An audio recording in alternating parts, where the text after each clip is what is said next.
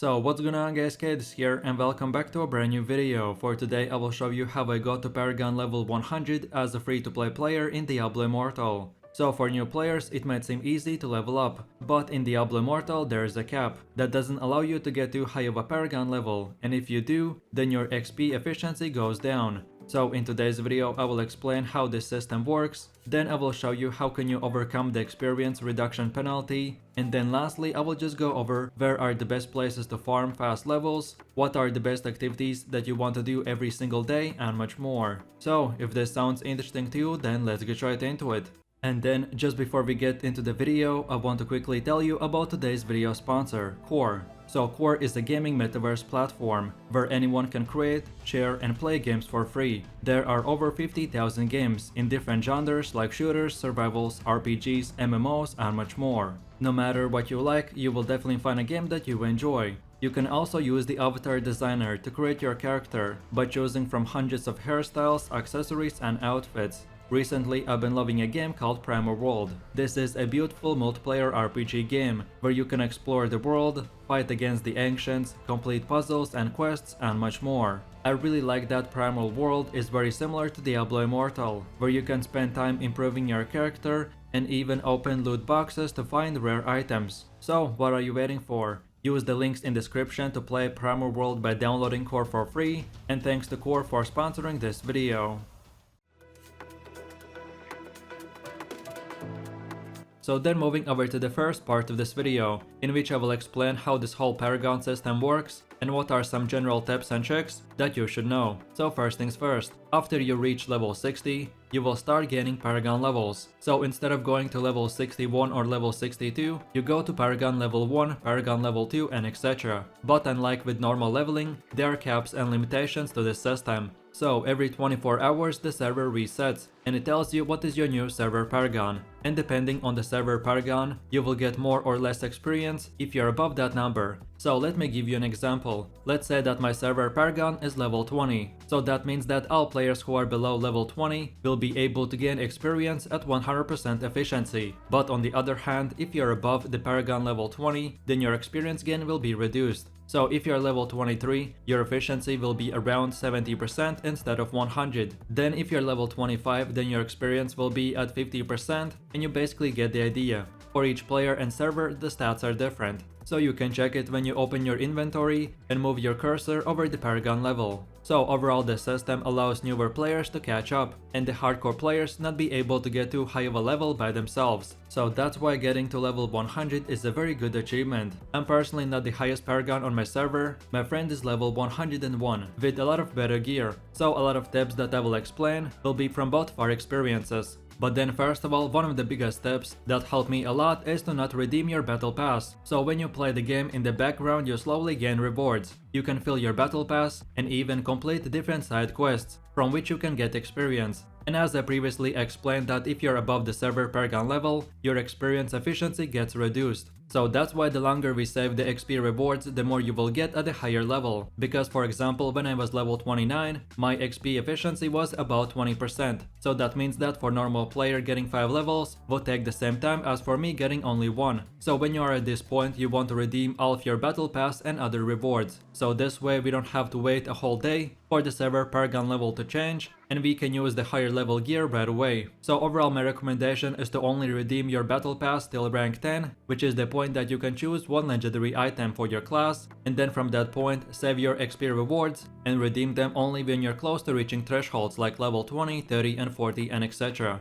For me it worked perfectly that in the 7th day I spent all of my battle pass points. But you want to do this if you're not playing a lot, then at least once a week, because every 7 days the battle pass has a cap around 2400 points per week. So to maximize your gains, spend them only once per week when you are at your highest Paragon level. Then another tip that players often overlook is what build they're using and what class they're running, especially if you're playing solo. About 90% of my leveling I did in a full 4-player group, and then when usually other players were sleeping I did the same route just solo. My overall calculations were that being solo versus a group removed about 20% efficiency, just pure time wise. I personally haven't played all classes solo till Paragon level 30, so I'm mainly basing my opinion on what my other Warband members were saying. But I think that you can run any any class as long as it's optimized 100%. So if you run in a group, then you run a full group buff build, or then if you're solo, you go full DPS and etc. Lucky for you, I have made endgame builds for every single class, so check them out, and those builds will definitely give you the best XP per hour.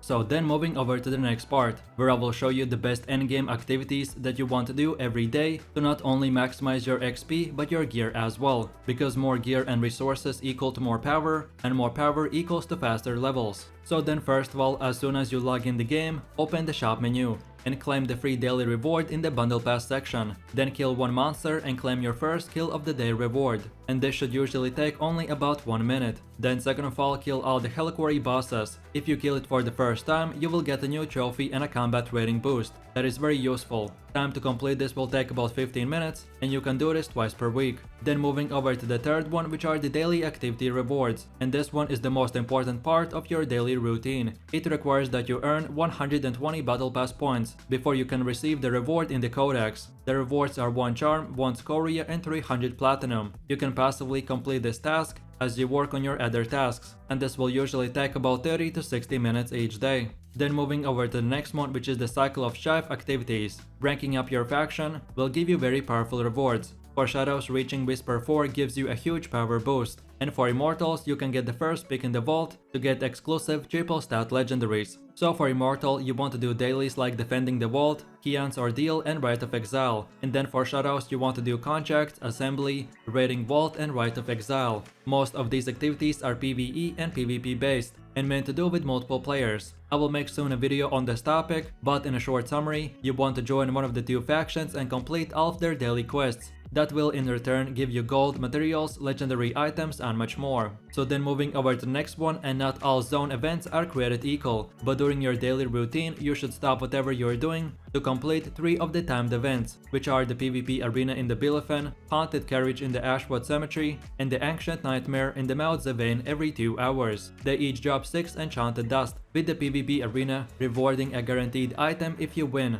Whenever these come up, do them, and they should be usually available from 8 AM to 12 PM server time. If you join the event right as it starts, then it will usually take about 5 minutes. So then moving over to the next one, which is the Kul's Hidden Chambers, and this daily zone event takes place in the library of the Zoltan Kul. You have to search library for the last pages. Once you collect 5, it will form into a portal tome that opens a portal to one of the Kul's hidden chambers. Inside you will face a bunch of monsters, and you can open chests, which will contain enhanced dust and equipment jobs. And here is a simple map that will help you out in completing this quest a lot quicker. When you open a portal tome, there's a chance that the Kul's Hydra or the Sandstone Golem will be summoned. If you want to do the daily limit, which is 10 runs, then it should usually take about 30 to 60 minutes. Then moving over to one of the last events, which are bounties, and you can complete up to 8 bounties per day. The rewards are nothing special, but it will give you a decent amount of gold and experience. Make sure that you're picking up the monstrous essence while you're completing the bounties for extra battle points. Similar to Diablo 3, these are short quests completed in the open world areas or dungeons,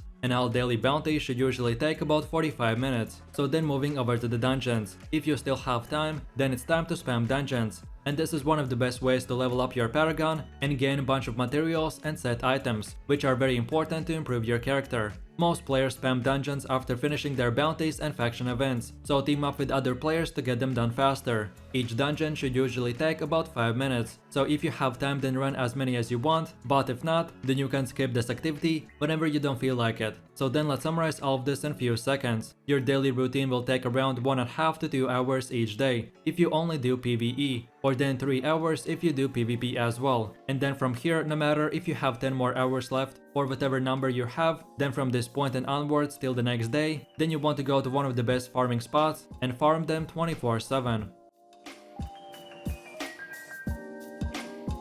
So then moving over to the last and final part, where I will show you the best legendary items and best XP farming spots. And as you know, everything is random luck based, so that's why you want to farm the best spots where you're likely to get more legendaries and faster experience than in other places. And the top 3 best spots I found is first of all the Mount Zevane, and this is usually the best route that works the best for most mobs and highest loot jobs. Then afterwards, of course, you want to go to the library of Zoltan Kul, and this is the best route that you usually should take. And then lastly, you want to farm Bilefen, and this is the best and most optimized route that usually works the best. In my opinion, there's no one single best way to farm legendaries, so what I do is I rotate between them, and this usually gives me about 10 to 15% more drops than just farming one single spot. So what I usually like to do is go to the library of Zoltom Coal in the morning and grind for a few hours till players come online and wake up. Then I go to the Mount Zavain and farm there for a few hours more. And then I finish the day with farming dungeons or Bilefen. And the higher Paragon level you are, the higher difficulty you can do. So for example, right now I only farm in the Hell difficulty 3. The way you optimize your drop rate is by doing this in a group. But if you can, then you can do this solo as well, but it will be a bit slower. But then besides that, few other tips that help me farm is to change my sleeping schedule. So for example, instead of going to sleep at 2 AM and waking up at 10, I go to sleep at 10 PM and wake up at 6 AM. And this way I can start grinding when most people are still sleeping. Then of course, the second best thing to do is play in not very popular server. And if you already have a main character in the popular server, then at least I did it for my 2 alts. I created them in a different server, and my alts are having a bit easier time to farm gear. And as the server doesn't really matter if you're only doing PvE content, so this just works out perfectly for me. And then lastly, of course, to optimize your runs, you want to use the best build, and lucky for you, I have made already full endgame build guides for every single class. So check them out, and that's about it. So I really do appreciate everyone for watching, guys, and I hope you enjoyed it. As I mentioned, don't forget to check out Primal World. You can play the game by using the link in description to download core for free. And if you enjoyed the video, then please leave like, subscribe and enable that notification bell so you wouldn't miss any more amazing content from me. With that said, you have an amazing day and I will see you in my next video, so take it easy, peace.